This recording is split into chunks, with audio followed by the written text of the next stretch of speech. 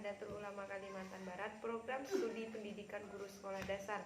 Di sini saya akan menjelaskan tentang keterampilan memberikan konseling kepada siswa. Selamat menyaksikan. Baiklah, saya akan menjelaskan tentang keterampilan memberikan konseling kepada siswa SD, yaitu ada beberapa keterampilan. Yang pertama itu adalah keterampilan attending, keterampilan empati, mendengarkan, bertanya, klarifikasi, konfrontasi, prafase, refleksi, pemfokusan, interpretasi, memberi dorongan, yang terakhir penutupan atau ringkasan. Saya akan menjelaskan satu persatu tentang keterampilan attending. Keterampilan attending berupa pemberian perhatian baik verbal maupun nonverbal melalui kontak mata, postur tubuh, bahasa tubuh, dan mendengarkan. Attending adalah keterampilan yang digunakan konselor untuk memusatkan perhatian kepada klien agar klien merasa dihargai dan dibimbing dengan suasana yang kondusif. Empati ini adalah keterampilan memahami perasaan dan pemikiran konseli. Empati ini ialah kemampuan konselor untuk merasakan apa yang dirasakan oleh klien. Empati ini dilakukan sejalan dengan attending. Tanpa perilaku attending, mustahil terbentuknya sebuah keterampilan empati. Mendengarkan ini adalah keterampilan yang menangkap inti dan makna pembicaraan antara konselor dan konseli tanpa prasangka dan penilaian. Bertanya ini adalah keterampilan mengajukan pertanyaan untuk menggali informasi dari klien tersebut. Bertanya itu ada dua macam, yaitu pertanyaan tertutup dan pertanyaan terbuka. Klarifikasi adalah keterampilan yang memperjelas informasi konseling yang sebelumnya masih tidak jelas dan samar-samar.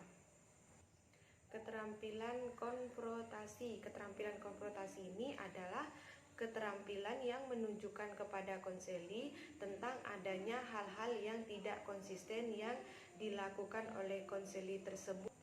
Keterampilan parafrase adalah keterampilan mengungkapkan kembali esensi atau inti dari ungkapan konseli tersebut.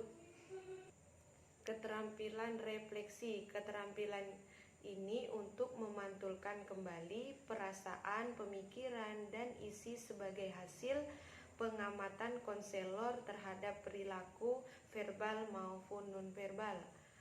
Keterampilan pemfokusan. Keterampilan pemfokusan ini adalah keterampilan yang mengarahkan arus pembicaraan ke arah topik yang ingin disampaikan. Keterampilan interpretasi adalah keterampilan menerjemahkan peristiwa kehidupan konseli sehingga dapat difokuskan pada masalah-masalah dalam cara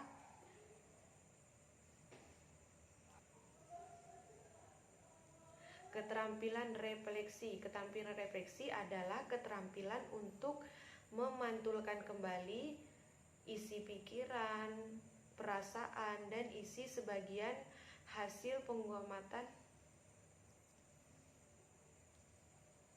Keterampilan refleksi. Keterampilan refleksi adalah keterampilan untuk memantulkan kembali perasaan, pikiran, dan isi sebagai hasil pengamatan konselor terhadap perilaku verbal maupun nonverbal.